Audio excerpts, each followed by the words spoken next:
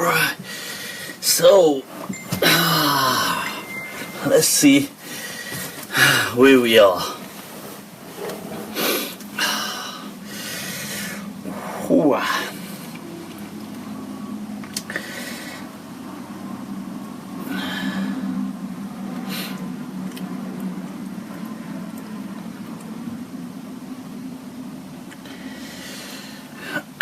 Assalamu alaikum, folks. Where are we? Let me get the okay from everybody that the volume is coming through.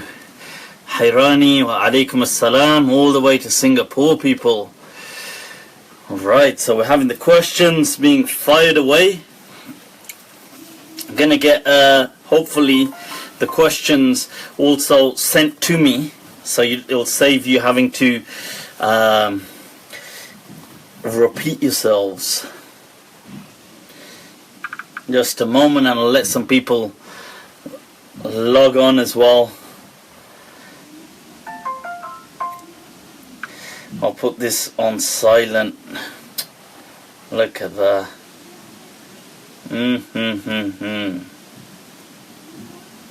Quite a few interesting questions already, I have to say.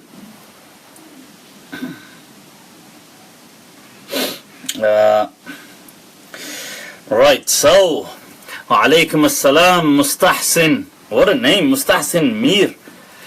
Right. So PB, who's PB? Shall my friend marry PB? Right, anyway, Alaikum assalam, people. Inna alhamdulillah wa kafah, wa salatu wa salamu ala rasulih al-Mustafa, wa ala ibadihi alladhina irtada, wa man bihudahum ihtada, wa bi athari ahli al-Madinah iqtafa, wa ba'd, fa salamu Allahi alaykum marratan ukhra, wa barakallahu fikum wa hayyakum. Alright, let's see some questions. Okay, who are the companions? Let's take that as a beginning question. There is a difference of opinion on what is meant by the companions of the Prophet ﷺ. The general understanding that people take, the general understanding, a standardized version if you like, is what Ibn Hajar al-Asqalani and other scholars had kind of put together, and that was that a companion is somebody who met, they use the term laqiya Rasulullah sallallahu alayhi wasallam, and then died upon iman. So they don't say he saw, because some of them were blind, Abdullah ibn Maktoum. They don't say, they use the term laqiya because it includes the kind of children, the infants who were brought to the Messenger of Allah sallallahu alaihi wasallam whilst they were young. They still met him as well, so they are counted amongst the Sahaba. There are other people who had varying opinions, amongst them people like Sa'id ibn al-Musayyab and other people, the great legend of Medina, who felt companions were really only those people who accompanied the Prophet for a substantial period, maybe 2 years or so, or they witnessed battles with him. That meant companionship for certain people, but the broad understanding is the one I've given you. Okay, so let's take some of these questions, people. There's quite a few interesting ones that have been posted on my the Facebook thing I've already said, the announcement I made. So, right, there's a question: are Salafi Muftis similar to or equal to in knowledge to non-Salafi traditional Madhhabi Muftis? When it comes to expertise in their fields, can Grand Mufti of Saudi be classed as an equal to the Grand Mufti of Egypt, for example? You see, look, these kind of questions are, for example, the Salafis, or are certain people superior in knowledge? This comes down to the person we're speaking about and their coverage of the sciences. Knowledge is an interesting thing because it's not just information, you see. People have this understanding that knowledge is just data. Knowledge is a skill. Okay, knowledge is a अच्छा ठीक है, चलो वो दरवाजा बंद कर दो वहां से. Right, I'm trying to avoid trouble, but it's coming this way, I'm afraid. Zara ji, aap jao, so jao. ठीक है. It's not working. My techniques of negotiation, they might work with many people, but they don't work with this little. चलो आप बोल दो. ठीक है, अभी आपको जाना है. ठीक है, जाओ सो जाओ. शाबाश. कौन कौन? ठीक है, हाँ हाँ वो भी जा रही. जाओ जाओ जाओ जाओ भागो भागो. Right, so the thing is, दरवाजा बंद. So the thing is now, from here, and the answers from Walking Dead. No, I am taking, by the way, I am taking your questions. They are being sent to me, okay? So the thing is, people have this understanding that they don't recognize knowledge as a skill. It is a skill because it depends on things like the ability to apply, the ability to evaluate, the ability to be critical, analytical, to assess a situation and extract and synthesize. These kind of things are all skills. These are thinking skills, right? So yes, you do need the raw data to do this, but just because you have raw data doesn't mean you are capable of doing these things. The other thing is, I'd like to actually answer as well. This was asked, it taps into a theme which maybe at some point I'd like to do maybe a lengthier discussion on, and that is the myth of the Maulana monolith that we have, okay? There is an understanding that why is it when I say certain things, these views are not the views that are coming from many ulama. Okay, so people may say, well, okay, if you're saying this, why are many ulama not saying this?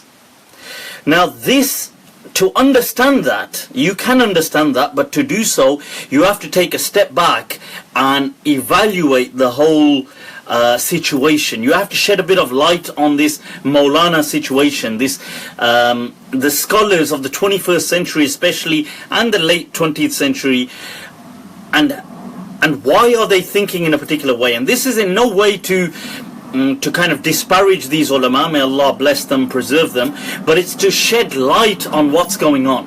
Okay, first of all, you have to understand what makes a scholar is something right, what makes a scholar in the right, okay, I'm just gonna, sorry people, I'm gonna have to close the door, otherwise this is gonna go on forever. Right, out, come on, out.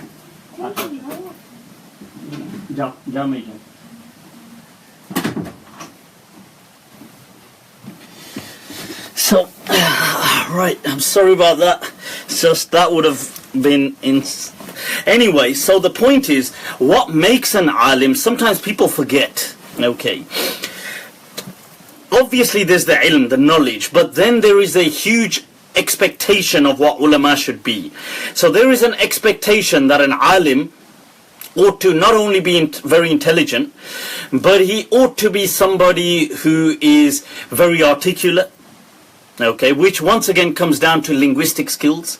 He ought to be somebody that is an orator, that can speak in front of masses of people.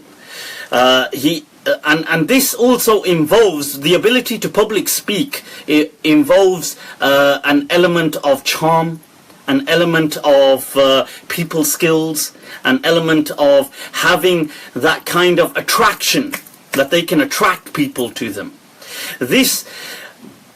So there's this expectation. There's an expectation that he ought to be somebody that is a leader in the community, that he can do things like manage people, he can delegate, he can take control, assume control. He has an authoritative personality about him, that he can rise to the challenges of the time. So there's a challenge going on, and the alim can detect that this is a challenge. He can conjure up an effective argument in response to that contemporaneous, very current challenge that they're facing, and he can deal with it. Now that is a hell of a lot of an expectation from scholars. This is why, now you see, that's what the desired outcome is. People who turn out like that are usually, they turn out like that in spite of having gone through the system, not because of having gone through the system. So that's one thing, to have that expectation. So for example, there's no teaching of how to leadership skills. They don't teach you leadership skills. Don't teach you how to develop and hone in on your personality, how to have people skills, how to be a good orator, how to effectively speak in front of public speaking. They don't teach you how to have charm, how to do these kind of, they don't teach you any of these kind of things. So the understanding is, well, all of these just happen to be in spite of having gone through the system. That's one thing. The other thing is, yes, in some of the madaris, I do recognize that they don't push, they don't emphasize critical thinking skills. Okay, now that does lead to a particular kind of, because what happens is madrasas, they produce scholars who go and replicate them. So in the UK and the US, our majority influence of Islam comes from certain parts of the world only. It doesn't come from like Malaysia or Indonesia. It comes from the Indo-Pak world, subcontinent, and it comes from partially Saudi Arabia. That is it, predominantly where our Islamic influences come from. Now you have to, once you get into the mindset, you realize, okay, well, there's these challenges going on, that there's a whole skill set which either you just happen to have or you will happen to develop, but you will not be given them necessarily in the institutes. The other important thing that I want to highlight is the challenges internally with the student of knowledge. Okay, so the scholars who are the scholars in the making, because every year, let's say in the UK, there's hundreds and hundreds of ulama being produced. Hundreds, probably about 500 ulama. Not even one of them will perhaps, at best, one may have some substance. Now you have to understand why, because this ties into this question of why are ulama not echoing sometimes. When people ask, you're saying something, but ulama are not echoing that voice. You have to get into the mind of the 21st century Maulana. Now to get into his mind, you have to understand that most people who are put into madrasas, right, let's just pause this for a moment, pause this whole thing for a moment. I want to ask some questions here. The question is, if I told you that, look, let's take a scenario. If I told you that there was a kid who got bullied as a child. Now, he, in his later years, as he grows up, he becomes a police officer, let's say. How do you think his behavior will be towards people? Do you think that bullying will have impacted him? Let's say I say to you, I'll give you another scenario. Let's say there was a person who saw extreme poverty in their life. Now they turn out to become a doctor. And as soon as they become a doctor, they're given an opportunity to go into the private, corporate kind of world of medicine, or they can stay within the NHS and the government kind of services, but they've seen extreme poverty in their life. Do you think that will influence the direction they go in? Let me give you another scenario. Let's say let's take a tragic example, somebody who's been a victim of abuse. Let's say a woman who's been a victim of abuse, unfortunately, and these things do happen. May Allah protect people. But let's say a woman's been a victim of abuse. Now, she's been brought up, she's gone through different abuse, or she's had domestic abuse, whatever. In her later years, she becomes a judge who resides over family matters or cases of abuse.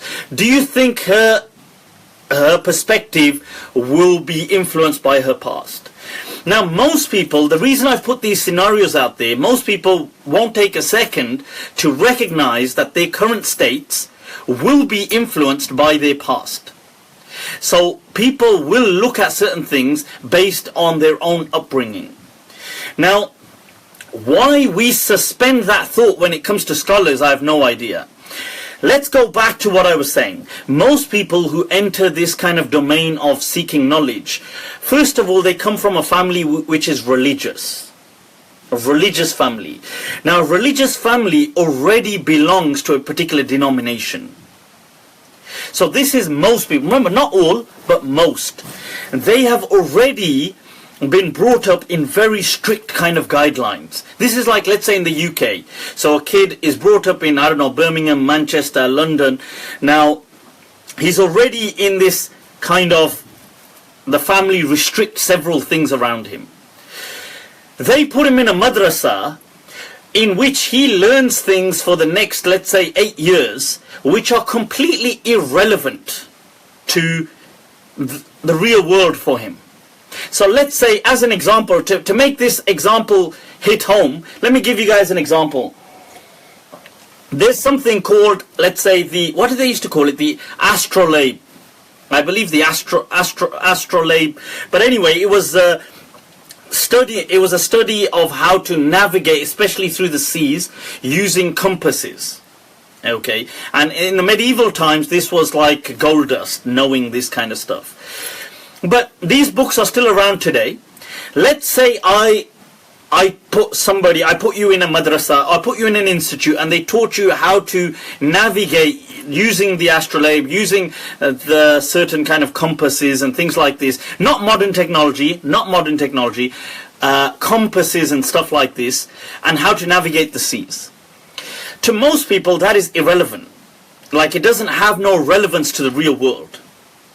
But they can memorize stuff. You'll memorize coordinates, you memorize things. You go through, let's say, 6 years of study like this.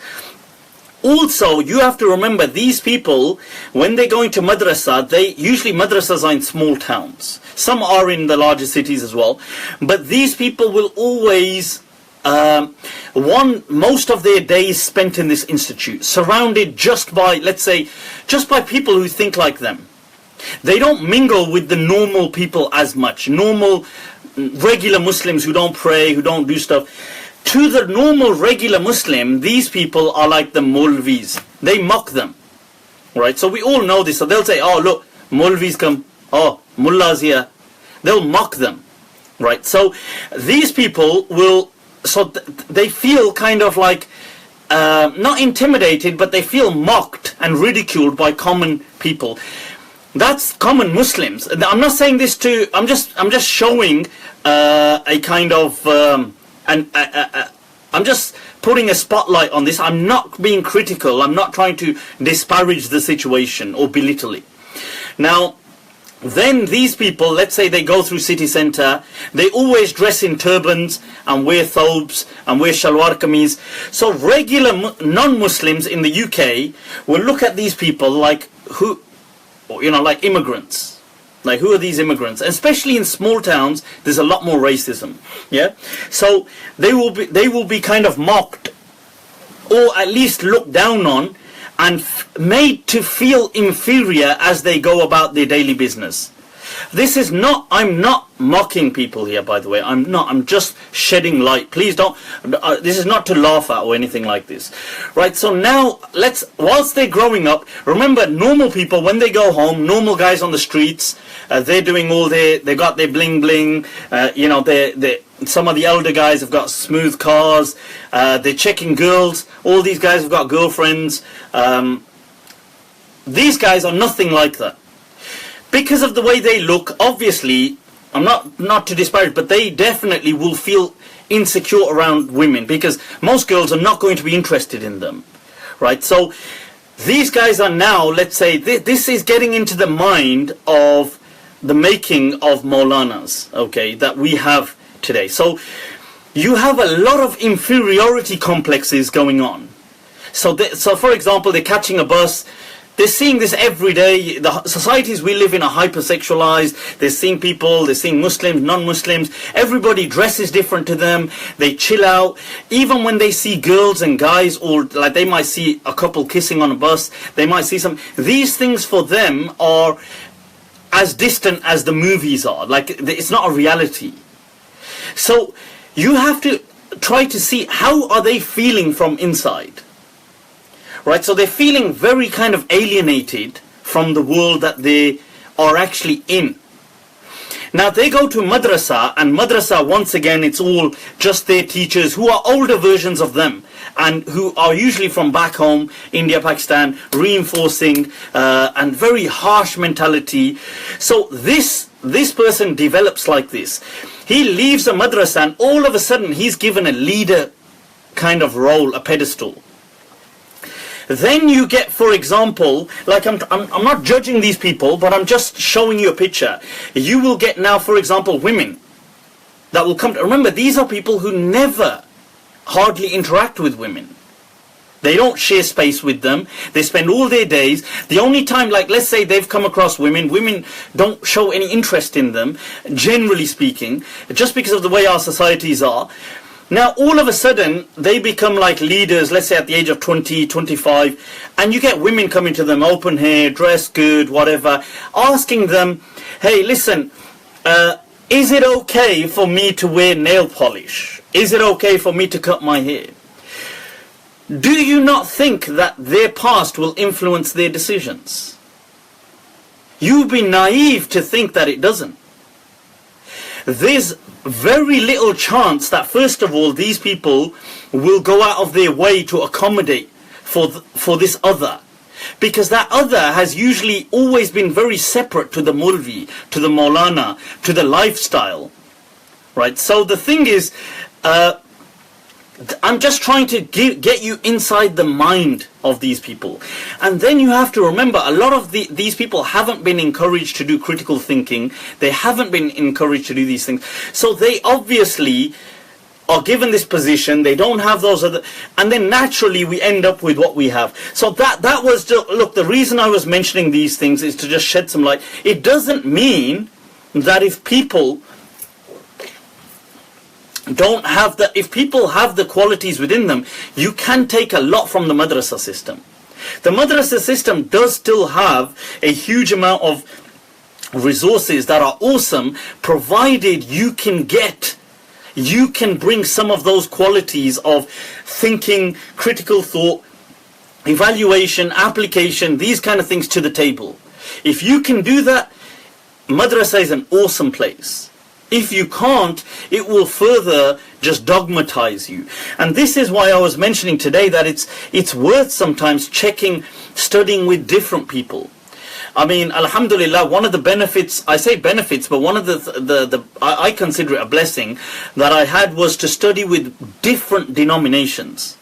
Okay, so I studied with Sufis, I studied with Salafis, I studied in a Deobandi Madrassah, in a Brilvi Madrassah, I studied in a Salafi Madrassah, and I studied even with a Zahiri, somebody who was literally a Zahiri. Now the point is, you see, when you meet people so clear on, like for example, they condemn these people are wrong, they're batil, they whatever, then you meet... Like, it's easy to buy into that. But when you meet the other people, you live with them, you humanize them, and they have the opposite view, it kind of, you see, you start to, and they're all critical of each other, you start to see critical aspects, but also appreciate good aspects of all. So that's something. But the Madrassah system, it's not to be knocked, but you have to understand the mindset of why the Maulanas that are being produced have a lot of this. Sometimes they speak from an inferior position, a position of inferiority. That's not to mock them, that's not to disparage them, but it's to highlight the actual issues that we're facing. Naturally, they will feel very insecure when dealing with Western stuff, because they've always kind of seen themselves as they've been, victims, if you like, of of just being treated the way they have. Okay, let's move on to some other questions, people. Right, so this group thing about Salafis and these people, look, depending on your breadth of knowledge and your skills, you can be as good as anybody. Okay. Right, okay, a quick question. Is a Mufti meant to be somebody appointed by the state? Doesn't have to be appointed by the state. It can be a Mufti, can be a voluntary or a professional role. You have many Darul Iftars around the world, places which give fatwa, and they right throughout the Muslim world, even in the non-Muslim world, they are salaried. So you have a salary kind of for doing that, or you could be doing it on a voluntary freelance basis. Okay. Right, let's take some questions, man. Let's get through some of these. There were loads of questions being asked. Right, is alcohol najas? This is a quick one. Right, alcohol, many ulama feel alcohol is impure. They all agree that alcohol is haram. Then they kind of disagree on, they all agree that wine is alcohol. Let's put it like this. Wine made from grapes and dates, they all accept that is alcohol. And they all agree that is haram. Beyond that, there is little agreement amongst scholars. So some scholars beyond that believe every intoxicant is also alcohol. It's considered khamar. Other ulama like the Hanafi Madhhab said, no, it is a muskir, it is an intoxicant, but we will not class it as a khamar. Because a khamar is restricted to wine, not to, like a beer for them is not khamar, but it's an intoxicant. So if it has an intoxicating presence to it, then it is haram. If it hasn't been fermented to that level, so this is the fermentation, not the drinking a drop of it. This is the fermentation of it. Then the Hanafi Madhhab classically argued that it does not fall under, because it hasn't fully been fermented, then it doesn't fall under an intoxicant. And they also said intoxicants are not impure, but alcohol is impure. They felt, khamar, which was wine, is impure. Now, other ulama from the school of Medina, most madhabs accepted all, like the Maliki, Shafi'is, generally speaking, most of them, there's a difference of opinion, I'll highlight that, but most of them accepted all intoxicants to be khamar and declared them all impure. This view was challenged by several people from the school of Medina, including the likes of Rabi'atul Ra'i, Imam Malik's teacher, Ibn Shihab al-Zuhri, the legend of Medina, the great muhaddith, and other Malikis that followed, several Malikis, including Ibn al-Haddad from Qayrawan.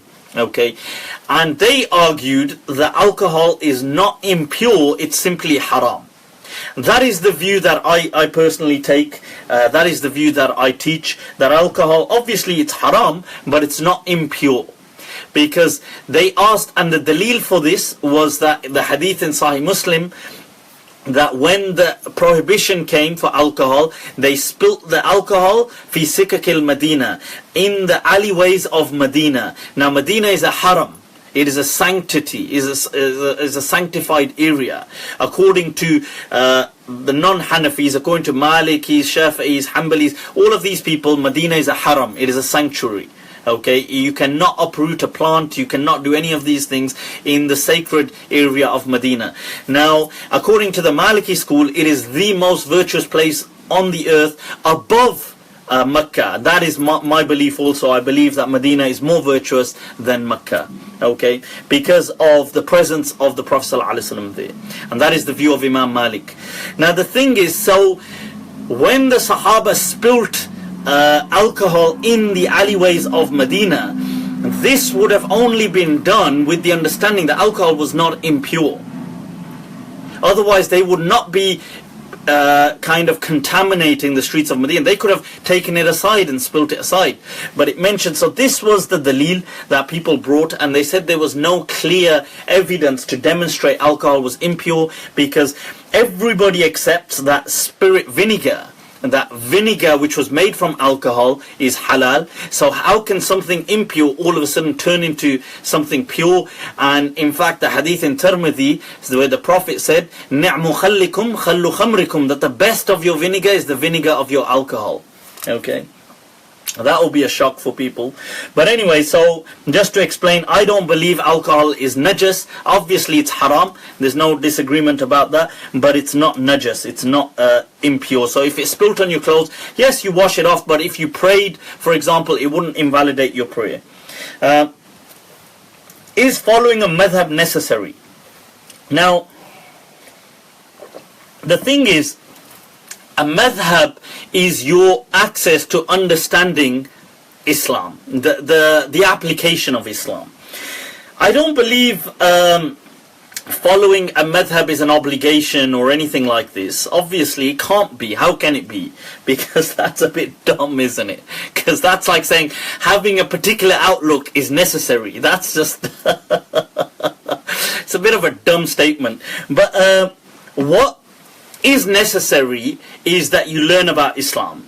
Now you can only systematically learn about the deen if you take it through a particular angle. So let's say, for example, you see, let's say you were an alien, you've come to Earth. I have to say alien because otherwise the scenario doesn't apply.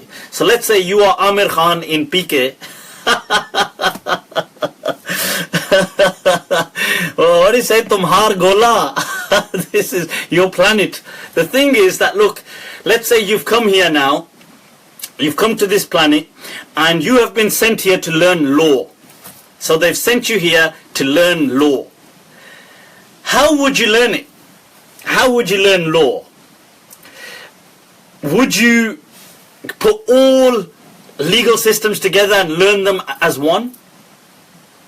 Would you choose a popular one or choose one that you like, make that your base, study that first and then compare? That's the only sensible way. People who say, no, I want to study all four fiqhs or all multiple schools of law simultaneously, they just never really get anywhere with their learning. So it just never happens. It's like saying, I want to learn a language, but I want to learn 10 languages at once. I love the optimism, but you ain't going anywhere. That's the thing. So anyway, the truth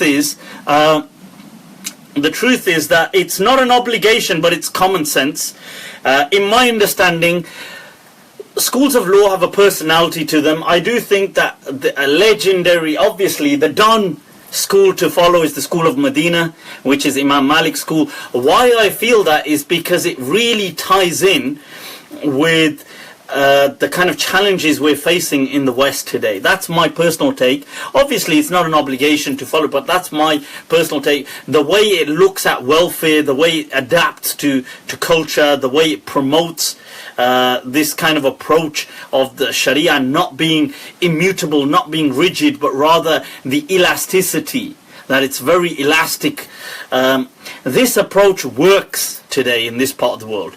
The other dogmatic, immutable approach that the Sharia is fixed and is never, and Islam simply came to turn everybody into 7th century people, today in this part of the world won't work. I mean, it will work, but you will face a lot of impediments and struggles throughout your life. That's all. People are free to do as they please, but I'm just highlighting the challenges that people will face. Right, okay. Can I give my view on Valentine's Day? Alright. Sheikh Valentine. Right.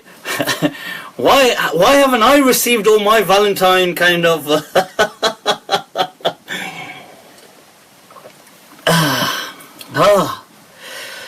why has romance never been opened up onto people like me?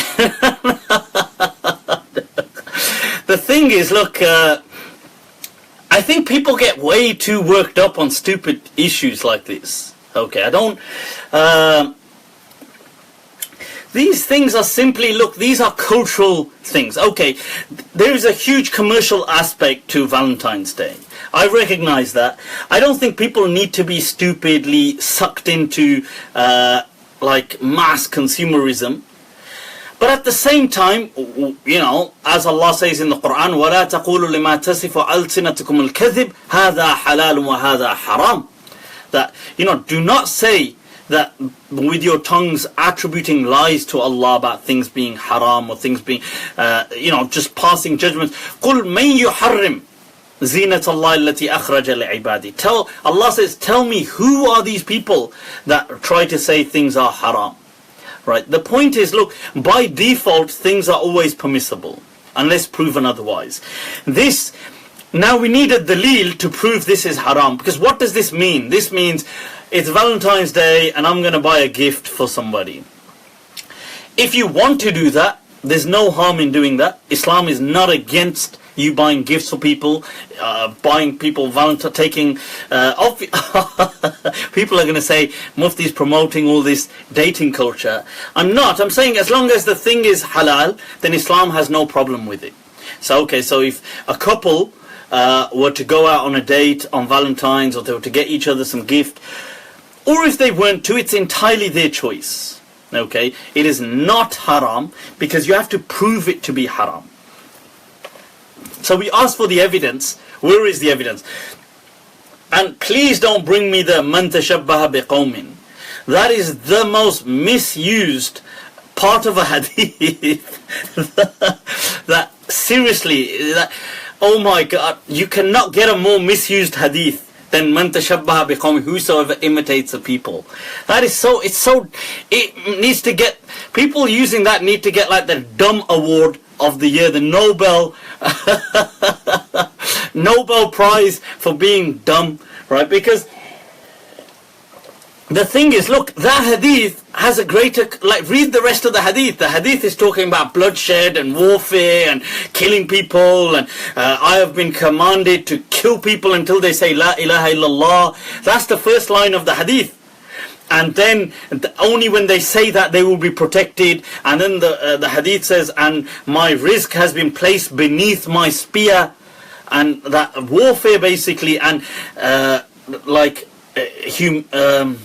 humiliation has been destined for anybody who opposes me, and whosoever imitates the people is amongst them. So I ask these people, why don't you read the rest of the hadith, and do you believe in the rest of this hadith?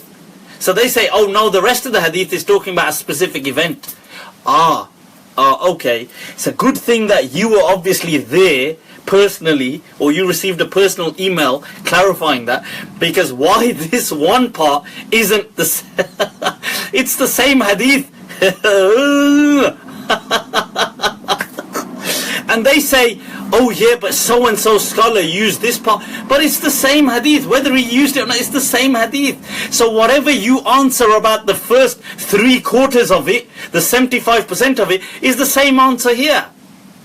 So anyway, so it is not haram, Valentine's Day. So if people are celebrating is a strange word, because they're not celebrating it as a religious event. What they mean by celebrating, as in they're meeting up and whatever. But at the same time, things like that should not be the token of people's affections. So people should not feel that, look, oh, if somebody didn't do something on Valentine's, that, oh my God, they have no affection, or they have no feelings, or they have no... So what I'm trying to say is, have a balance between, you don't need to be completely absorbed by this mass consumerism propaganda, which is all about just exploiting you financially. But at the same time, if you chose to do something, you shouldn't really be condemned. Now you're going to hell because you bought a gift. I tell you, God, is it easy to slip into hell nowadays. It must be the one place that you could so easily get into. It's not. Anyway, let's take a look at some other questions. Right now, there were some interesting questions here, by the way, about, I want to answer some of these. Right, Mustahsin had asked a question does Allah cause things, or does He allow things to happen? He gives the example of clouds moving, or is it allowed to move by the permission of Allah, etc. I did say I want to answer that question. You see, Muslim communities, we are actually operating at a pre-Newtonian level. We haven't even caught up with Newton. Okay, so the 17th century, we are actually pre-17th century. I'm serious. In our understanding of how Allah makes the world operate. You see, prior to Newton, the kind of science that permeated all this was Aristotelian. It was Aristotle. So Aristotle had certain ways of looking at the world, which, to be fair, he was an amazing individual. You know, over 2,000 years ago, he clocked so many things which we still today rely on certain things that Aristotle brought about. Now, Muslims embraced Aristotelian thought, and through that, they also explained a lot of things. Now, so for example, they said things like motion. How does motion happen? So they said motion takes place because like something is being pushed, so when movement is exchanged, so the primary mover or a mover moves an object, now that will move and then it will stop. Why? Because it gets tired or it runs out of this, whatever it is. Aristotle actually explained it as it getting tired. Okay. Now, then they spoke about the heavens and why Aristotle asked all these questions. Why does the heaven work in a certain way? What are these planets, these stars? And Muslims also embraced a lot of that understanding. Now, Newton changed radically a lot of the way we look at things. Okay. Now, Newton did ask some very fascinating questions. Contrary to the popular story about an apple falling on his head and stuff like that. I don't think that didn't really happen like that, but Newton did see an apple fall. And what he then asked was the more pertinent question, that if the apple falls, is the moon falling? Okay, does the moon actually fall? And his answer was that, well, he believes the moon is falling, but it's trapped because it's being caught. It's constantly in a state of free fall. So he comes up with certain laws and certain understandings, and obviously he has to develop his whole system called calculus to make sense of that. And one of his is Principia Mathematica, the book he wrote explaining all of this, is one of the most major works that have transformed human civilization. So anyway, the point is that he comes up with certain laws that, look, things always stay in this law of inertia. They always stay in a state. So if they're moving, they will always be moving. He refused to accept, he said Aristotle was wrong. These people were wrong, that things stay in a force until a counter force hits it. He also then spoke of certain things. He spoke of gravity and this is how he unified between the earth and the heavens, because he realized it's the same gravitational force. So him coming up with gravity was something that he comes up with and explains and unifies the earth and the heavens with this one equation of gravity. But anyway, my point of saying this is he speaks of forces, natural force and gravitational force and things like this. Muslims, a lot of Muslims still struggle to accept things like this. Since then, people have actually moved on.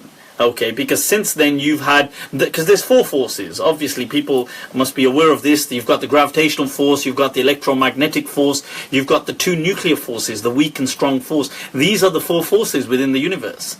Right, now the thing is, now people today still believe that, okay, these forces are not in operation. Allah is constantly doing everything. So when I let go of this phone, Allah is pushing my phone to the floor.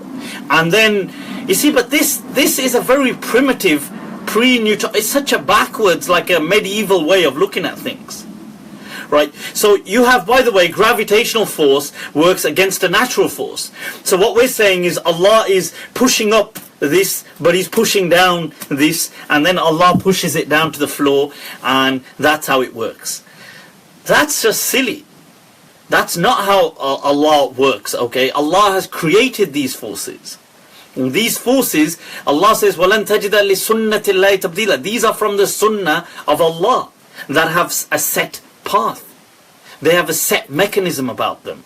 Okay, it's silly, this kind of like having an approach in thinking that, oh, these Allah is doing it. So right now atoms are moving, and obviously now subatomic particles and all these, and Allah is moving this here and Allah is moving that, and He's doing all these things.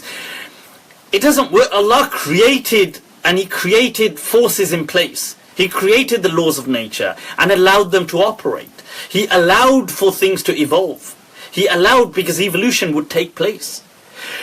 Muslims, another mistake that we're making is we seem to be siding with evangelic Christians on a lot of these things. And we don't need to. Okay, Muslims have a rich tradition of science. We have in fact, it's very interesting that in, like, let's say the 17th, 18th century, 16th century, Muslims never ever saw science as something monopolized by religion. When the Europeans were discovering things, the Muslims saw it as natural. Like, duh, okay, that's interesting. Because they saw science as a kind of inherited culture from the Greeks, which the Muslims had inherited, they had worked on, they had developed. And the Christians, some Muslims had written that the Christians are held back by religion because their religion stops them from progress in science and things like this. So we do not need to today align ourselves with evangelic Christians in kind of taking certain stances. Like, people have this understanding that the world is 100,000 years old. Young Earth creationists, Young Earth movement.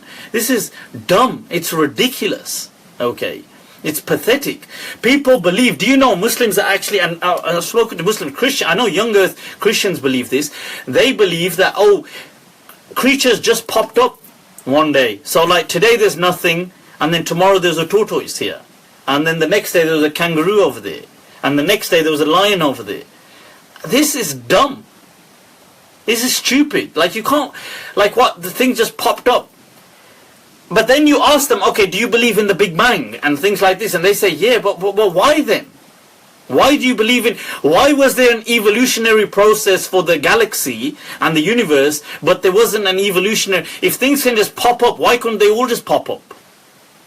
Like, what's the point of doing because if you ask them, well, okay, and by the way, this is the same science that's explaining everything else. So you accept it here, but you don't accept it there. You don't, you accept DNA to be accurate, you accept them to be, but yet when they show you genetic kind of, today, things like this are heavily rooted in DNA, much more than fossils. So you accept it in certain things, but you deny it in other things, and it just doesn't make any sense. And you ask people and they might say, well, the whole universe is 14 point something billion years old, right? Which is what science says. But then they'll just say, well, oh, but everything on Earth just popped up. Like one day there was nothing, next day there was just a horse standing here. I mean, that is so oh my, that is so primitive. And then just one day there was just like and then they asked they've asked evolutionary scientists that, how do you disprove evolution? I said, it's simple. All you got to do is show us something like the fossils of a rabbit in a Precambrian era. Because if things didn't evolve according to the scientific way, then in that case, well, the bones should just be in random eras. Then there's no reason why a whale had to come after something. It could have come, like, it doesn't make it, it's all arbitrary. So anyway, so my point is, we don't need to take these kind of stances. Allah has set laws in nature. Now there is a question here, a very intricate one, about things like about things like free will. Right, this is complicated. Now, people in the past really struggled with this, as will we. This concept of free will and destiny, things being written. But I think But I think that we today have more access to understanding this than people in the past. Okay, now you might ask me, that is, I don't know what it is that Mufti is drinking, because he must be high. He must be in a state of intoxication, which I won't argue with. But the point is that, look, what I would advise you to do is, those of you that are not into quantum physics, I would advise you all to get into quantum physics, okay? Because in quantum physics, you have this now, which has been tested, this theory of the quantum eraser, or the delayed choice quantum eraser, which is a bit like the split experiment, which I've double slit experiment, which I have spoken about previously. But you can see that, but this is an enhanced version where it's so fascinating. I've highlighted in quantum physics today, you have this thing of the, what they call the, one interpretation is called the Copenhagen interpretation, that when you get to such an subatomic level, when you try to observe something, it collapses. But if you don't observe it, it happens fine. Like, it creates this, I don't want to go into the whole thing again, but it creates the interference. The moment you observe it, it collapses. It can tell that it's being observed. Now, they have complicated that and eliminated the observers, so it's not but what they've done is they've taken it to another level where it can go through these double slit, and then you can make the choice to observe it. The interesting thing, I know this is going to sound crazy, but it actually rewrites itself according to whether you observe it or not. Now that's crazy. That is mind-blowing stuff. But it's true. You can actually go on YouTube and watch the quantum eraser delayed choice experiments, and where they delay the choice, but based on whether if they choose to observe it, it actually rewrites itself. Which goes to show that time-space is not how we think of it. Einstein already explained that time-space is one thing. It's not separate. It's one thing, time-space is.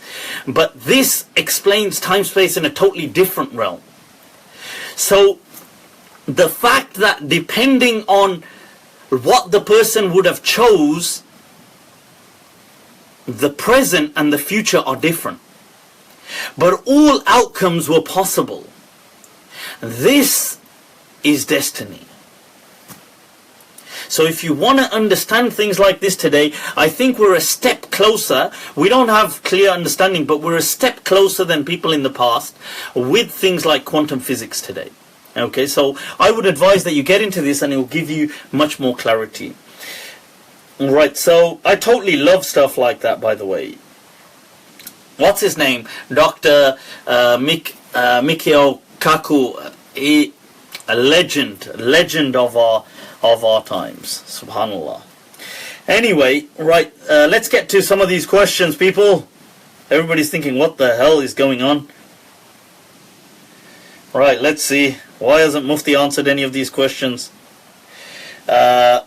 Some of you asking for, Robin asking for dua, may Allah preserve and protect your family. Robin Muhammad Jamil, what's the ruling on the beard? The beard is from the fitrah within the deen.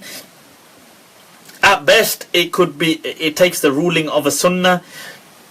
It is not an obligation, and there is no definitive requirement of how the beard must look. All views have been appropriated through culture or through inferential data. There is nothing through explicit data from the Prophet ﷺ. So for example, there isn't a single hadith in which the Prophet describes how the beard ought to look, what length it ought to be. I know there's a hadith of Ibn Umar saying he saw the Prophet, but there's not a single hadith where the Prophet taught you how to grow your beard or to what length. Hence the Shafi'i Madhhab, many of the Malikiya and other people said the beard had no specific length. Shaykh Al-Adawi and other people write that very clearly. Some people, many scholars wrote that the beard was only that which grew on the chin. As you can see, this little goatee here. In fact, and this traditionally in Arabic is called an uthnun. I know today they call it call it a saksuka. I might sound bad, but it's actually a box. Right, so the thing is, that's I think in the Gulf they call it that, but traditionally in the Prophet's time they call these uthnun. So in one of the hadith the Prophet actually says, وَفِّرُوا عَثَانِينَكُمْ, that grow your boxes. Hell yeah people, he wanted a dalil, I brought you a dalil. And people say Mufti is spreading corruption. Well, somebody's got to do the... Right, so anyway, I have a question. Hope you're well. Can you tell me why non-Muslims aren't allowed in Arabia? They are allowed in Arabia in the Haram. The Haram means a sanctuary, which is within the actual Kaaba's precinct, if you like. It's not the vicinity of the Kaaba. I know now, I think they stopped them from entering Mecca, but generally that's just as a kind of a step they've taken, an extra step. Otherwise it's just actually the mosque and the surrounding area. And that's the Haram. And also Medina, the same thing with the Haram. But certain Imams, like Imam Abu Hanifa, had argued that that's you know, that they are allowed in the Haram, and that many non-Muslims did seek refuge in the Haram, and the Prophet himself kept non-Muslims in his mosque. In my understanding, they are allowed in, but it's just because the culture has already developed today, and people might argue because of things like terrorism and stuff like this. I understand those grounds, and if there is any kind of threat, then obviously the preservation of life overrules anything else. So based on those things, there's no harm in having certain restrictions. Otherwise, non-Muslims are allowed in all masjids, okay? Question about the Prophet say to practice, remember read this one, Hijamah. Okay, the thing is, you know this Hijamah thing, right? You see, Hijamah, yes, is something that the Prophet ﷺ and the companions did do, but this is not something Islamic. Okay, in my understanding, it is not Islamic. This is what Ibn Khaldun and many people have written of the past. I mean, he's like 700 years ago, that this is not Islam. This was just the medicine of the Arabs at the time, that they were just working on contemporary kind of this was what they had, like hijama, bloodletting. This was also used heavily throughout Christendom as well, by the way. Many people don't know about that. There's a very interesting lecture in our time on the BBC podcast in philosophy about, or sorry, it might be on the religion one, about bloodletting. An awesome kind of discussion. But the thing is, people had all these beliefs that bloodletting is like, and most of the hadith to do with to do it on this day or that day, these are weak. But the fact that the Arabs did it at the time, that's known, but that was their way of medicating. Obviously they weren't going to go and take some ibuprofen. Like this was their way. Now, I'm not saying there ain't necessarily benefit to it, but it's nothing Islamic. The way people have today Islamicized it. They've turned it into an Islamic thing. Like, oh, the Prophet did this. But then the Prophet wasn't exclusive in doing this. Non-Muslims in his time used to do this. The Jews and Christians used to do it. The mushriks used to do it. It's like saying the Prophet rode a camel. You don't get people saying, hey, give me £10 and have a sunnah camel ride. Because that just sounds dumb. So it's in the same way that this is once again a kind of corporate effort to Islamicize certain things in a very corporate fashion, really. I'm not saying people are not sincere, but I think a lot of this stuff is it adds more harm to Islam in the long run, because it just puts all these bolt-ons that treat Islam like a very medieval practice. And that's not true. Is it permissible to trade? Of course it's permissible to trade. Trading stocks, Forex, etc. Trading stocks, not a problem. I have looked into Forex, and with my limited understanding, and I've looked into how you make money and how you have, even though you can be given greater sums, the leverage you can be given, but you don't actually lose out on your basic sum. And obviously you make money on the pips that go up and down. In my understanding, all transactions by default are halal, unless proven otherwise. I'm still not. I would still think that it is halal to do forex trading.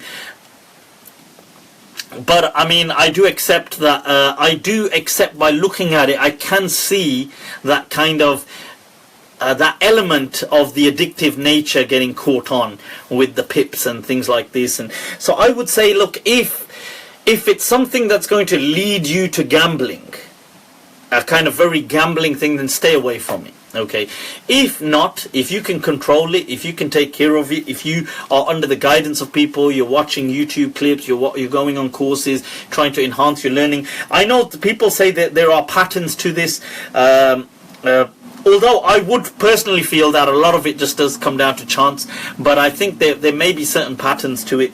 Then I think it is permissible based on those grounds. Right, okay. Let's see. I have one question about the... Okay, I've answered that. I've converted to Islam. What can we do maintain by making sure that we're praying 5 times a day, attending Jum'ah? For those of us that have friends and family that have converted to Islam, what can we do to help them? Just be decent human beings around them. You know, like help them out with stuff if they need help. Maybe, you know, if they need some information, you can give them information. But you don't need to go on an overload of, okay, let me tell you, right, now that you've become Muslim, let me tell you. Look, let them just take their own pace. It's their journey. If they need help, help them, support them. Don't try to bring them into your gang. Don't try to bring them into your crew, into your denomination, into your sect. Just let them be. You're just going to chase people away from Islam. Don't give overdrive, you know, like people. You see, the problem is when people become Muslim, the problem is they have to then become Pakistani as well. So now you've got like John, who's wearing a shalwar kameez, a nice topi and some wudu chappal, and he's standing there nodding his head like this. What the hell have you created? I mean, even Pakistanis don't want to dress like that. So what? They don't want to look like... So what? The problem is we now, like, we have to bring people, like, you know, God, like, we can't just ease up a bit. Just be a bit normal. Look, alhamdulillah, it's amazing they found Islam interesting. I mean, let them learn at their own pace. That's what I would say. Right. Oh, God damn. See, locked myself up. Locked myself out of the phone. Hey, you know, I read an interesting... Here's a question. I read an interesting question the other day. It was online. Somebody saying all these relationships are being ruined and people are not allowed to have pins on their phones.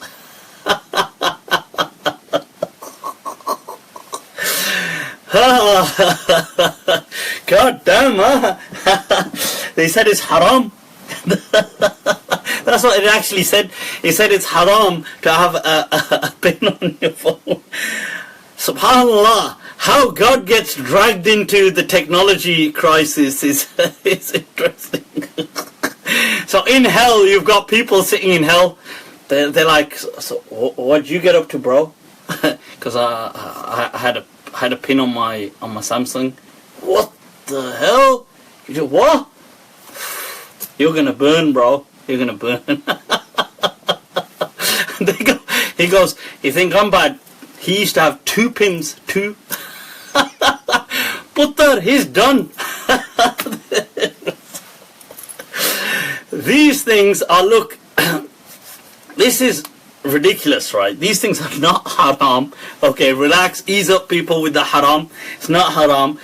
Look, the thing is, I would personally, my personal advice to people, I end up speaking to a lot of people who've been through a lot of relationship issues, right? I speak to a few people on a daily basis almost. This is how much I'm speaking to people about this stuff. My advice to people is it is so important and to have your personal space. Okay, men, women, have your personal space. Respect each other's personal space. Okay, do not like let people be as well. Like you have that trust, but develop personally. Just because you're married now doesn't mean, oh my God, I have to be into everything he's into or everything she's into. Let her live her life, you live your life. Obviously you've got this joint thing to you anyway, but let people be. Like, you should never spy on another person's phone. Honestly, I'm totally against that kind of stuff. I believe it's absolutely fine to have locks on your phone. It's absolutely... Look, the thing is, if you're not happy in your relationship to start off with, then fine. Have a discussion, fix it, or move on with your life. But you don't need to turn your relationship into a police state. Because if you do, that is... your relationship has already died. I'm telling you, it is just on a life support machine, that's all. And it's a matter of time until they pull the plug. So this is what I would say to people. Look, let people be. Okay? If you are suspicious, don't follow your suspicions. I would seriously say that. Ijtanibu, as Allah says, Ijtanibu dhanna, stay away from this suspicious mindset. The Prophet said in the hadith that it is akdhabul hadith, it is the most lying and betraying of things, that dhann, that suspicion. Now if you, like, so for example, imagine a couple are not getting on and he's thinking he's always on his phone. Then rather than trying to spy on the guy or spy on the girl, just have a conversation. Just say, look, listen, I'm thinking, are we okay? Have we got issues? Because we is not feeling the love. The thing is, what's going on? Like, just have a conversation. Look, listen, okay, this is what I want. I understand you might be busy. How about we set some time? How about we do certain things? How about we... And then work towards them. But if you have this thing of, look, let me get crack into her phone or his phone,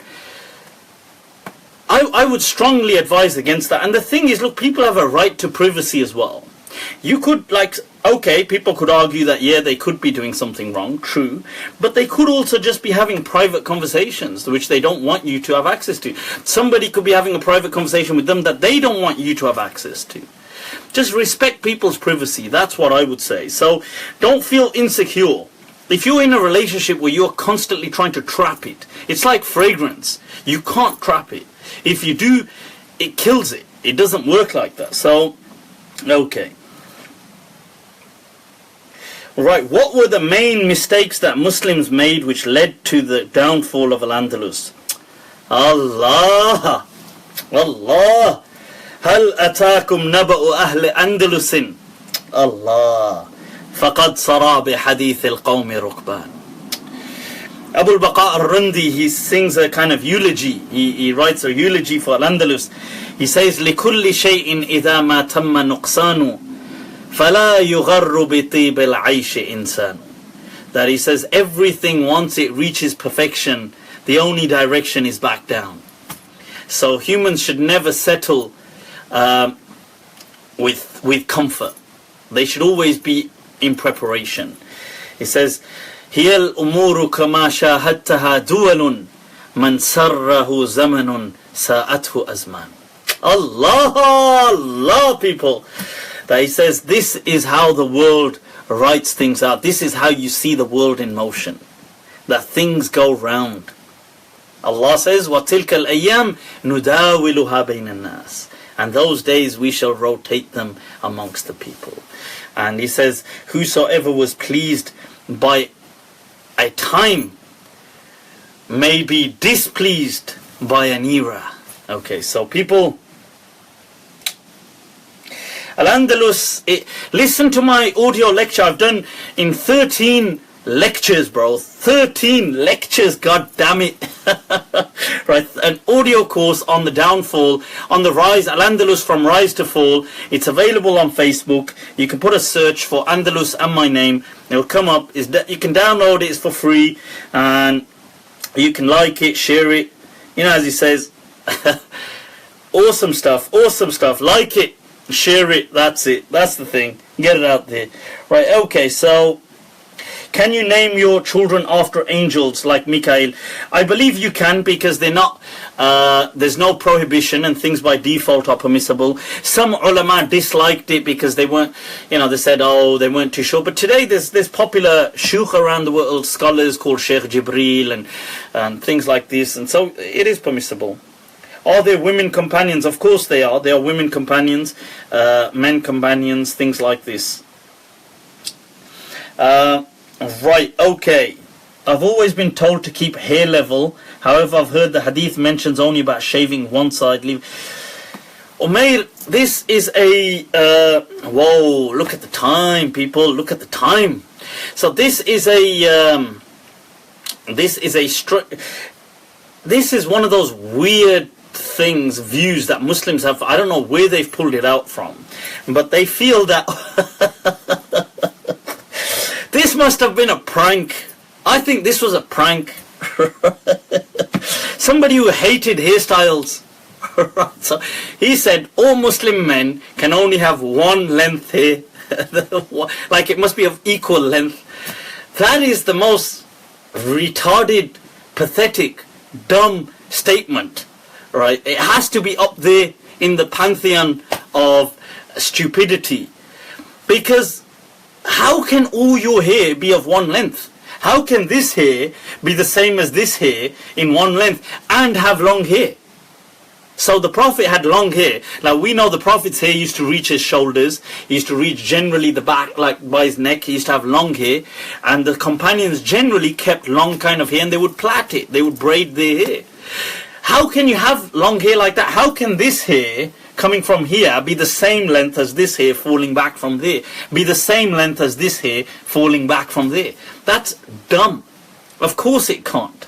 Right? This is another example of somebody came up with something and didn't think it through. And by some miracle it actually took off. That's like some guy goes, hey, watch this, I'm just going to give the most dumbest response I can think of. And it actually took off, and people just all believed it. Nobody stopped to question that, but how could you have equal length hair if you've got long hair? Because it doesn't even work, it can't work, it's impossible. So this hair naturally has to be longer than this hair. So how can it be equal length? So then they say, oh no, we mean you can't shave, you can't shave certain parts. Look, right, this is going back to that same thing, isn't it? Is this your understanding of Islam? Like what do you think hell is? Like God puts you on earth, gives you hair, says, okay, like, you can have hair, but if you have a certain hairstyle, I'll throw you in hell. That's just so silly. Like what, for having a hairstyle, you get thrown into hell? Like what? God damn, that's see, like, people have to view their... Then they wonder, why does Islam get ridiculed? Why is Islam being ridiculed? Well, of course it's going to get ridiculed. Look at what you're saying. The creator of the cosmos, the person, the Lord, the creator, not person, but the creator, the one who created this magnificent system, the universe with all its intricacies, life, he set life into motion. He created the DNA, he created subatomic particles with all their kind of systematization. That Lord is obsessed about throwing people into hell for having a certain hairstyle. Does that add up? It doesn't add up to me. First of all, there's no such ruling in Islam anyway. You can watch my lengthier video about the qaza. Yes, the Prophet ﷺ said in a hadith to this boy that came, that was, his head was completely shaved and he had like a patch on his head. Okay? And the patch, in some narrations, it was like a braid, a plait, and a bit like a monk. And in some narrations, it was that it was kind of shaved like the way the Christian monks would shave all this and leave the hair around there. And if you ask, why did the Christians even... This was done as a kind of a sign of... These were initially things to make people ugly, or to detach them from the world. Because look, you look ugly now, or you look different. See, you can't fit in with the world anymore. Even they've recognized that these things don't look good. When we were in the Madrassah, I remember, like, okay, I was allowed to so you could keep long hair. I managed to keep long hair. I used to have like hair down to about there, I could actually braid it, but I didn't. I mean, not braid it, but could have put a ponytail, but I didn't. But the thing is that I remember the teachers, what they would do is as punishment, they would shave the student's head. And then they would say, see, now we'll see how you enjoy going out of the premises, because people are going to say, takla, yeah, takla. the baldi is here, the baldi. So the point is, see, you even recognize that what you're trying to say is that doesn't look good. So why would you think Islam doesn't want people to look good? That's silly. Like, why would Islam not want you to look good? People in the past they would do that as a sign of kind of ugliness and detach you from the world. It was a sign of becoming a hermit or a monk or becoming something like this. So this is why the Prophet saw the child like that and he said, look, what are you doing? He said, let it all, in fact, look at the words, utru kullahu, like leave it all. Or if you want to shave it because whatever, he's young, then shave it. But don't, why are you doing it like this, distorting? It wasn't because of it was a fashion. So people completely mistook this ruling. I mean, not historically they didn't, but nowadays they did. Nowadays people just freak out, oh my God, you got a hairstyle, you got a hairstyle. I heard people in Pakistan say to me, you know the surah, the وَيُؤْخَذُ بِالنَّوَاسِي وَالْأَقْدَامِ, and they will be taken by the forelock and their feet in Surah Rahman, فَبِأَيِّ آلَاءِ رَبِّكُمَا تُكَذِّبَانِ.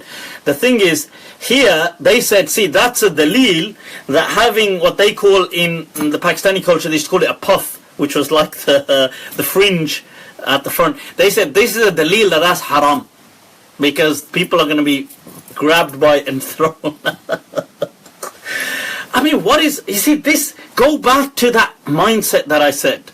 See, people, when you get into the mindset of those Maulanas who have unfortunately been victims and targeted and mocked and ridiculed as they grew up with a huge inferiority complex to normal people who kind of indulged in chilling out, in clothing, in styles, in fashion, you see, these people, it's natural that they will not rule in favor of that culture. Because to them that culture was never a part of these people. So it's important in considering these things why these ulama today have come up with this kind of stuff. Right. Okay, by the way, there was a question, I need to answer a question about the caliphate. Okay. I've decided to announce myself as the Khalifa.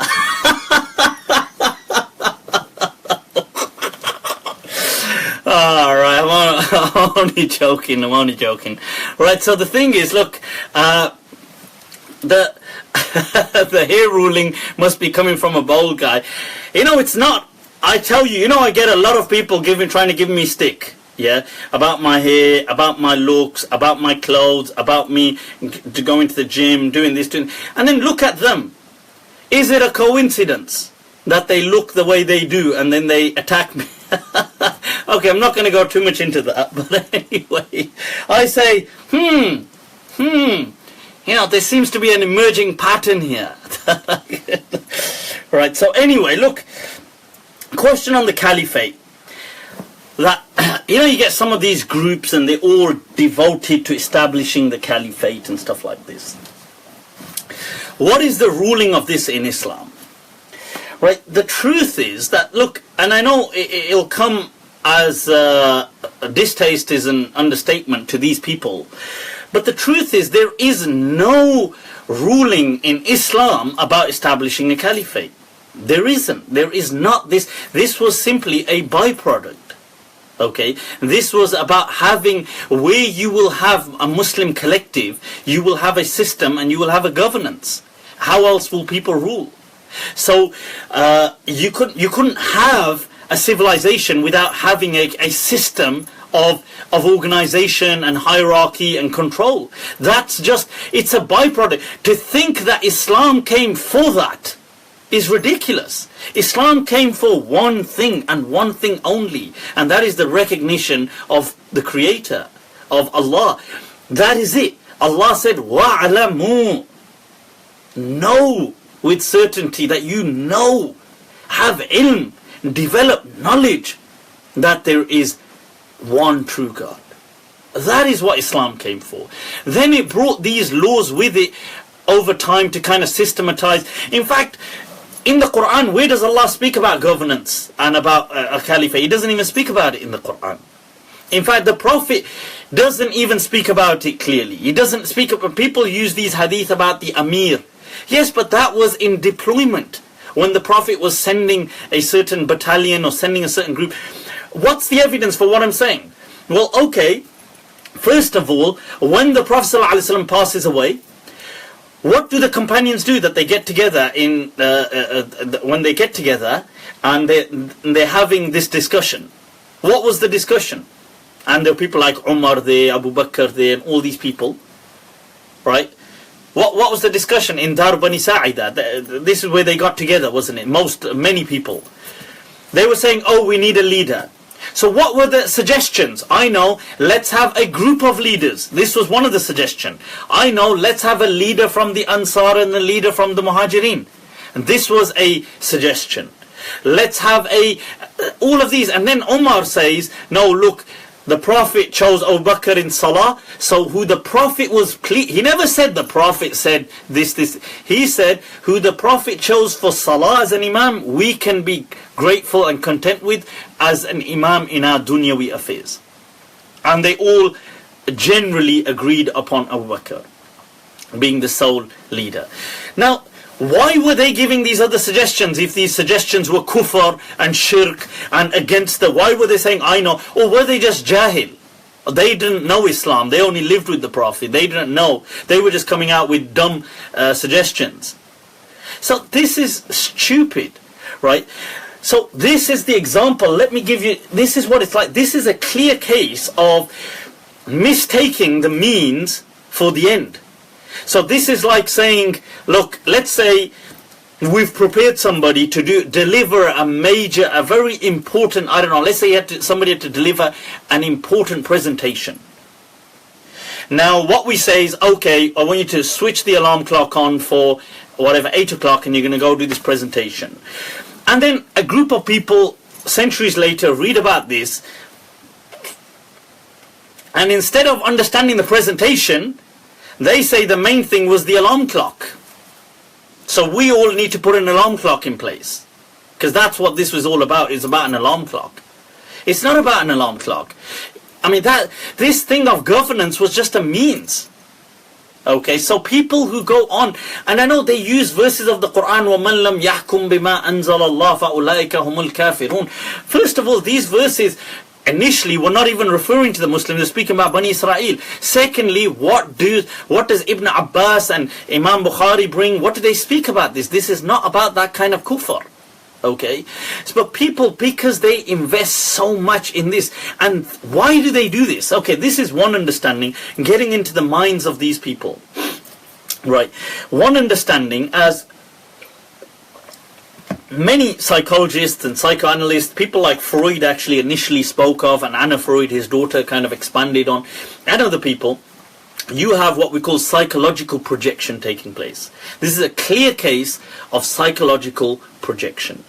And they actually speak about projection does take place not only onto people but onto inanimate objects or abstract things as well. So what you have is Muslims today, and I spoke about this before, they have this kind of thing that Islam ought to be awesome. But why is it suffering? Why are Muslims suffering? Why, if Islam is the solution, it ought to be the solution, so why has it not given the remedy? So what they do is a kind of displacement. They project this onto a reason, and then that kind of gives them a sense of hope. So what they say is, oh, the reason we're messed up is because we don't have a leadership. Ah, that makes sense now. So if we had a leadership, then this would be the perfect thing it is. So this then gives them hope to kind of go forward. Because you see, somebody saying, you're going in circles. I'm not, because look, listen to this. they look at the past, they believe in Islam, and they believe that Islam is the solution, that it's this wonderful thing. But the reality is Islam has not, like, where is the wonder then? Let's look at our history, it's all messed up. Let's look at our, I mean, it's not all messed up, but you know what I mean. What I'm trying to say here is there's a huge, there's turbulence, there's chaos, there's things taking place today. Muslims are like this, they're all over, you know, they're suffering, these things, there's huge stagnation, there seems to be a regression, Muslim societies are very underdeveloped, all these kind of things. How can this be happening if Islam is this awesome solution? So the answer they come up with is, well, that's because something is missing. It's this great leadership concept. If we were one, this utopian idea, if we were one caliphate, if we were one, united under one, then we would be ruling the world. We would be chilling, we would be awesome.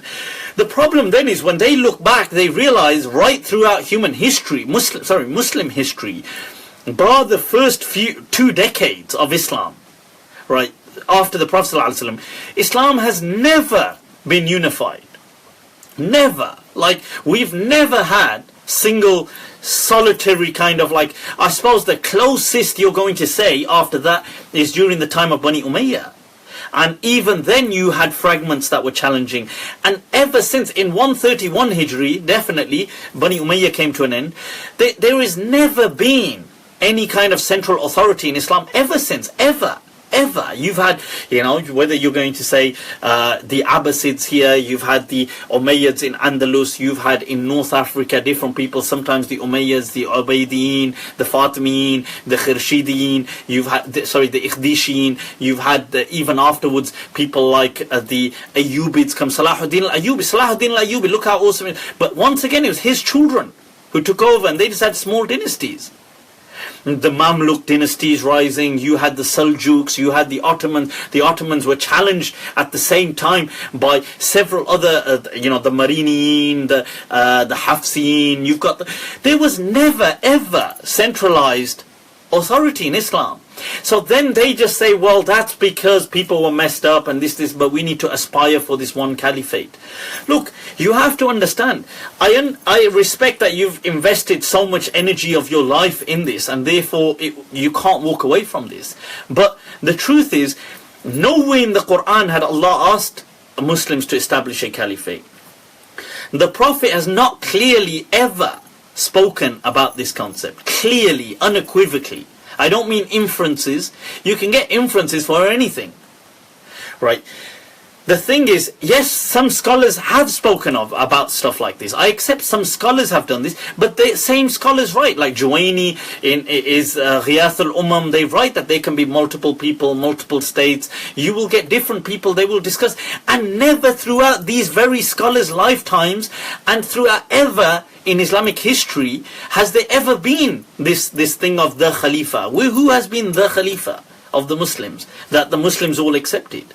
So the truth is, today there's no way Muslims are going to accept one ruler. Yes, maybe it would be awesome if the Muslims all united. Of course that would be awesome. But look, that's very utopian and idealistic. Maybe there could be like an aggregate of different states working together. Like you have the OIC, which is a bit redundant. But imagine a more effective version. Like the way you had the EU kind of going on and the United States. I suppose United States is different, but the EU was working, and now you've got Brexit. Shows, look, even in these parts of the world it's difficult.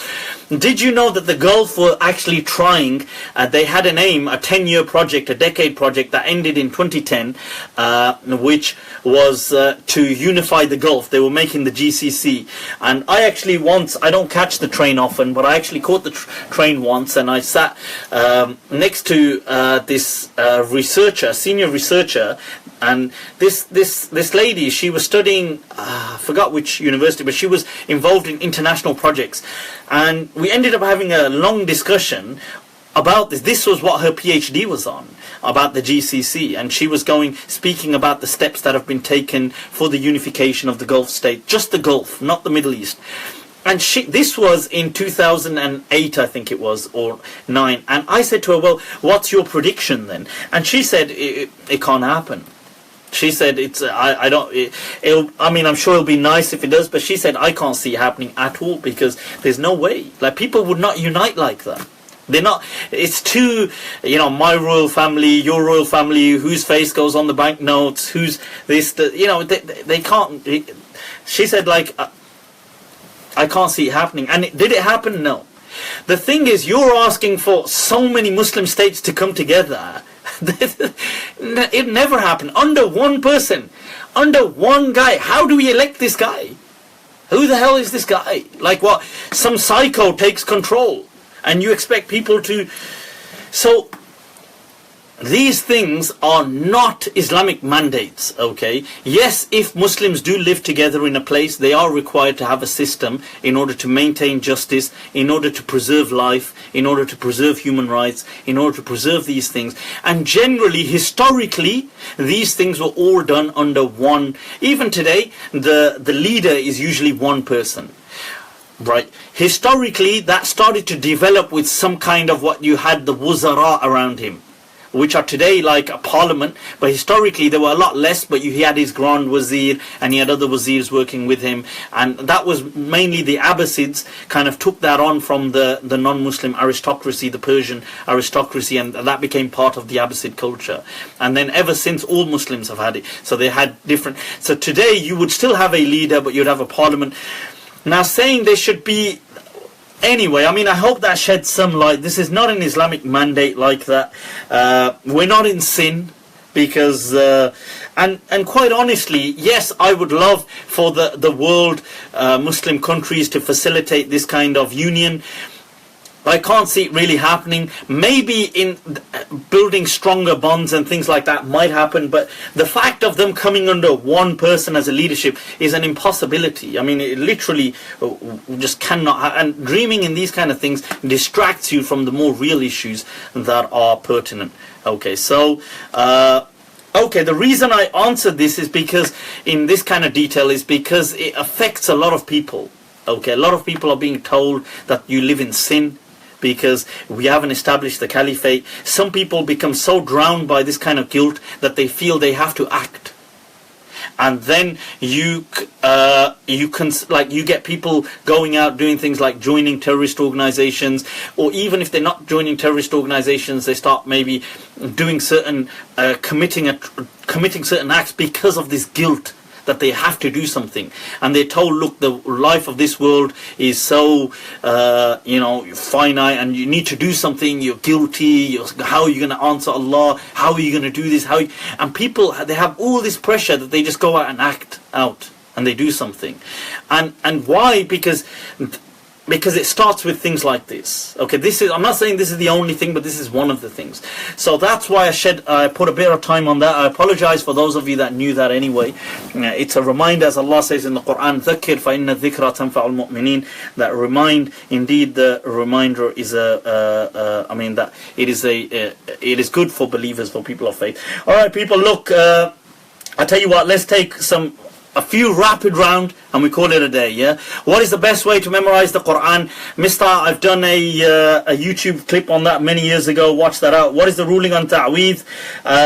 There's a difference of opinion. Some people have allowed it. Historically, most people were not down with this kind of stuff. I personally do not agree with these kind of things. I'm not about condemning people. I'm not interested in condemning people. But what I would say is, look, Allah is sufficient for us. Hasbunallah. Don't rely on these kind of little omens and things like this that create superstition.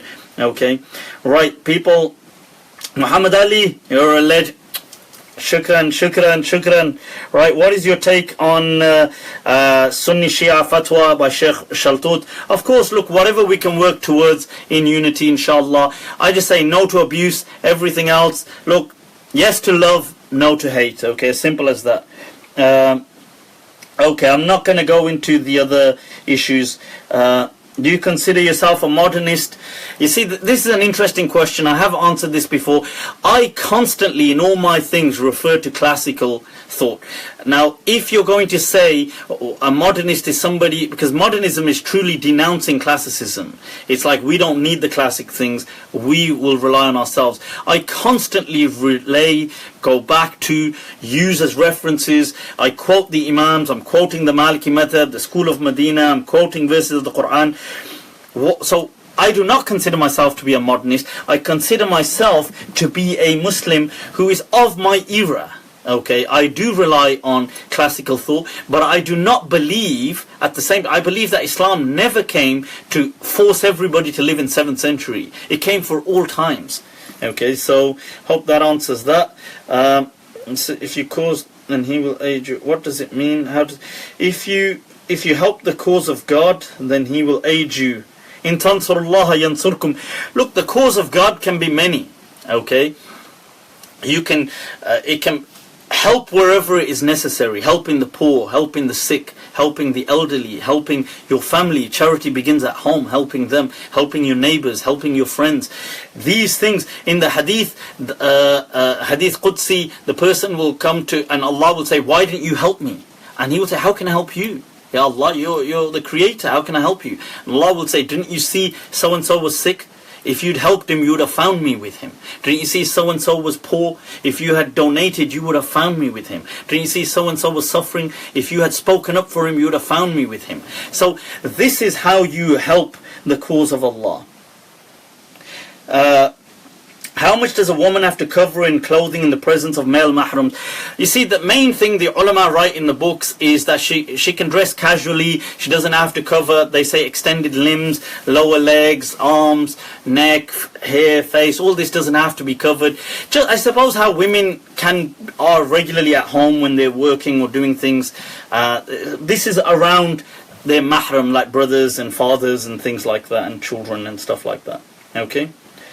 Why do you wear a coat at home? See, why did I put a coat on? I put a coat on, one, because, been suffering from a cold for this past weekend, and I hate the man flu. I hate it, man. I only get it a few times in a year, lillahi alhamd, but it really takes me out. So, in this part, just to feel a bit warmer. Secondly, when I don't wear this, everybody goes mad about how you're trying to show your muscles off.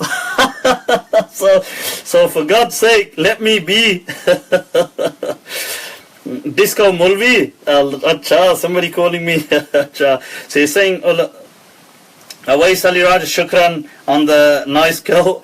Bought it from the internet where most of my shopping takes place. Alright, so people, any other, if one gets a panic attack, does that break wudu? Not at all. Panic attacks do not break wudu. Can women memorize the Qur'an during their periods? Yes, they can, and that is the fatwa of Imam Malik. And I would like to, inshallah, expand on this in the future. I do not believe that women are impure, and I don't believe that that's what the Sharia was trying to teach when it speaks about women on their menstrual cycle. This seems to have been a cultural take on this ruling. So women were simply given the dispensation that, look, they're going through a struggling time, psychologically, emotionally. There's a hormonal kind of imbalance taking place, physiological, if you like, there's physiological tension. Now, based on that, they are given ease, that, hey, you don't even need to pray. You don't need to fast. And the hadith is that when Allah gives you something as a gift, you have to take it. Okay? Sadaqatullahi tasaddaqa bihi alaykum faqbaluha, that you have to take it. So this becomes an obligation that they do not pray then. And they can't pray because this is a mandatory ease that's been granted to them. This is why in divorce, you're not allowed to divorce during the menstruation, because the woman may be going through certain physiological tension and psychological tension. So just ease up and discuss it afterwards. People then mistook this as some kind of, oh my God, like she must be impure. And I don't believe that that's what it was ever meant to be. And the thing that the hadith that said, oh, they should avoid the masjid, this was for hygiene reasons, okay? Because you have to remember, look, in that day and age, women did not generally, and men, they didn't generally wear like undergarments, underwear and things like that. They just wore their kind of clothing. And now, during the menstrual cycle, women they used this thing which they would call the firam, which was like a cloth that they would wrap around themselves, around that region, to kind of protect themselves from any leaking of menstrual cycles they may have. Now, these things, as you can imagine, they weren't as protective as they are today and stuff like this. If a woman could have had a cycle somewhere, and it led to them sometimes feeling quite embarrassed. Okay, in addition to the hygiene issues, and this is why you see in the hadith that when one of the wives of the Prophet ﷺ, she has a menstrual cycle and she kind of hides behind the camel, and the Prophet, he says, hey, what's up? And then he says, لَعَلَّكِ نَفِسْتِ. He says, maybe it's your cycle. And she says, yes. And he says, look, relax, these are natural things. Okay, the point is that if a woman was in a masjid and she was to have an episode, and let's say she wasn't sufficiently adequately kind of wearing the adequate protection, then I suppose they could have been, there could have been leakage, it could have resulted in embarrassment, hygiene issues, things like this. This is why they were told not to come to the masjid. It wasn't for other reasons, okay?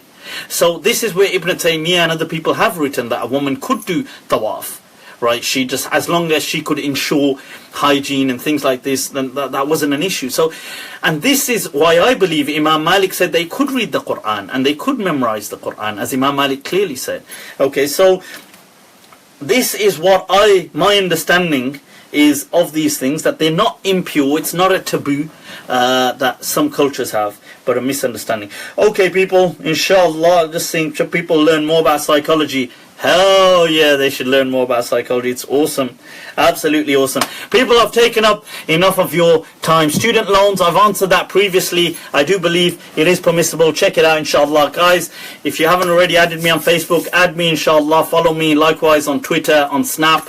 It's Malm 2014, M-A-L-M, which is Mufti Abu Layth, Maliki, 2014, 2014 on Snapchat. You can reach out to me there as well. I will try to answer your questions, inshallah. People, I'm going to leave you till next time, inshallah. Take good care of yourselves. Remember me in your du'as. Wassalamu alaikum wa rahmatullahi ta'ala wa barakatuh.